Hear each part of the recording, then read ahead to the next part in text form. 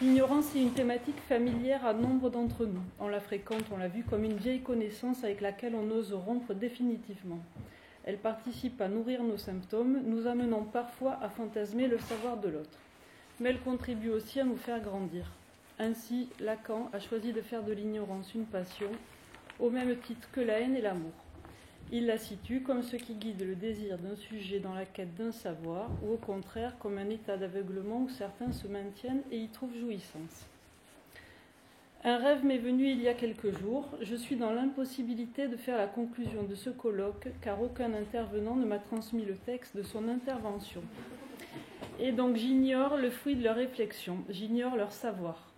Pourtant, aucune angoisse n'émerge, car à y regarder de plus près, à partir des titres, n'ai-je pas des idées de ce dont il est question?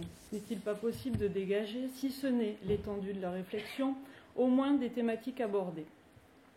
Ce rêve ne témoigne-t-il pas que cette ignorance est ici à entendre comme l'état d'une connaissance tenue à l'écart, une méconnaissance sur ce qu'est le savoir et sur soi-même, tel qu'il se révèle dans ce voyage par la parole qu'est la psychanalyse, et tel que l'ont souligné finement mes collègues du RPH aujourd'hui. Au cours de cette journée, les interventions se sont succédées, articulant adroitement la théorie à la clinique. Il a d'abord été question avec Warda Ferlico de la position d'éclaireur du psychanalyste, lequel invite le patient à parler sans savoir, en vue de mettre à jour sa vérité subjective. La règle fondamentale de l'association libre, pivot de la cure, vient percuter le moi et le dégonfler de ses certitudes. Son propos quant à la position d'ignorant, de semblant de psychanalyste, est relayé par le travail de Mathieu Julien. Formé à échapper à l'ananalyste, c'est-à-dire au détenteur d'un savoir livresque qui fournit des interprétations contaminantes pour le patient, le clinicien, selon les enseignements de Fernando de Amorim, fait de son ignorance un socle, se montre créatif dans sa clinique et se laisse surprendre. Il ouvre ainsi la voie à une clinique riche et vivante. C'est sans oublier que c'est un professionnel ignorant mais cultivé, non dupe d'un « je sais pas » que le patient s'adresse, nous signale Laure Baudiment. Dans la psychothérapie, le moi joue le premier rôle, mais c'est en posant la question au grand autre que le psychanalysant s'engage dans la recherche d'une vérité méconnue, reconnaissant sa position d'ignorant. Julien Faugeras nous alerte sur l'aliénation au savoir du psychanalyste. Il démontre également la position délicate du clinicien dans la cure, qui chatouille une croyance aliénante pour la faire vaciller vers un désir de savoir, sans réveiller la haine destructrice telle qu'en a pâti Socrate. Ouvrir la voie du manque dans la cure, afin d'entrevoir sa vérité, comme le propose Diane Surouille, c'est sortir de ce qu'elle nomme l'illusion d'un tout possible, cette passion de l'ignorance. Le clinicien, en facilitant l'accès aux failles qui échappent aux patients, ouvre alors des voies possibles au savoir inconscient de l'être.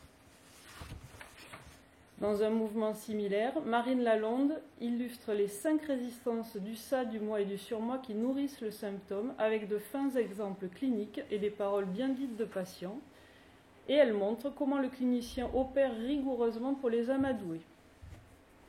Nourrir le transfert, indiquer la règle fondamentale, assurer le patient de son écoute dans les moments de turbulence et produire des effets de castration sont les indications freudo-lacaniennes qui guident notre travail au RPH, et nous en avons parlé toute la journée.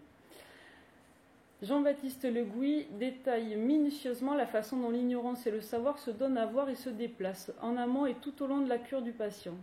Ces instantanés rendent vivantes et signifiantes ces moments, de paroles pleines, de refus, au contraire, d'acceptation du savoir insu et du savoir de l'autre fantasmé, bref, des effets de la cure.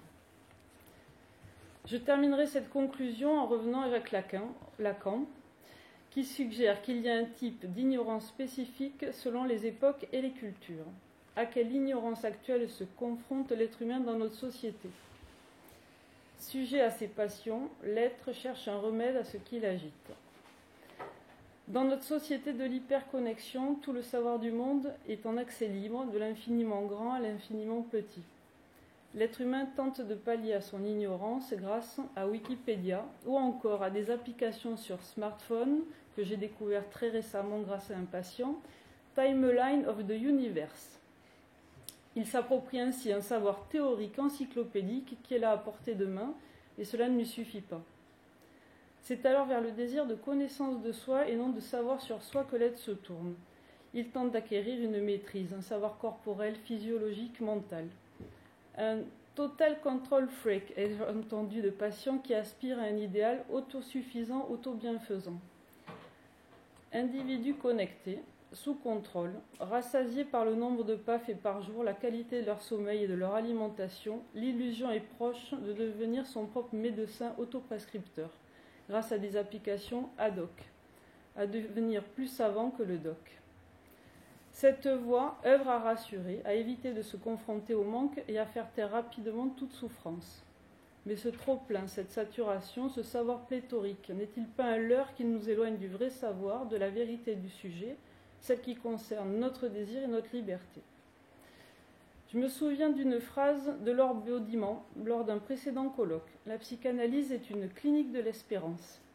Alors, heureux celui qui accepte son ignorance et s'engage dans cette voie. Voilà, je vous remercie de votre présence et de votre participation.